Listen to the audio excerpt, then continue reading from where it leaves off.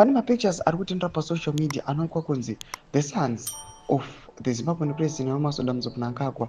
Panguva ino they are now finalizing final steps ekuva nefull control yeZimbabwe. Sanapinda some of the pictures amuri kuona video amuri kuona vana vakaita sana Sean Mnangagwa, vana David Mnangagwa and the likes panapa. But these pictures they were involved pama high level meetings. Panguva inokuratidza kuti these guys they are now doing their last preparations to take full control of Zimbabwe. Don't subscribe or like out on the bell icon. Majority just posted this picture samuri kuona GT. In preparation of full control of Zimbabwe, the Mafili dynasty has tasked its minions as the sales reps, selling you who would be your future king and princess. If Chiwenga, who is stumbling block, is eliminated, they are preparing your minds.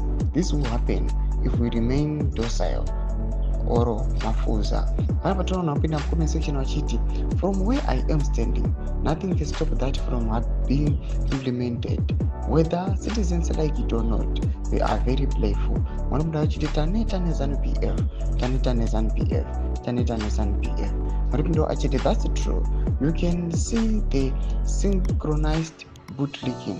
Mwanamda wachiti they can loot all the resources and state funds, but a dynasty will never be in our Zimbabwe. Zimbabwe is for us, or it doesn't belong to Midlands. Thomas Warubuda panapa, vanhu vachira vachiti aiwa akudhimi ndezvo zviri paground. The regime inogona kuita zvainoda nevagari munyika yeZimbabwe. Vamwe vari kuita masviko vachiti aiwa so long zviri kungoitika munyika yeZimbabwe that will no longer be possible. Nokuti Zimbabwe ndeyedu, Zimbabwe haisi yeku-Midlands. Zvavangada kuya achita mapower consolidations nekupusha for dynasty tinozviramba.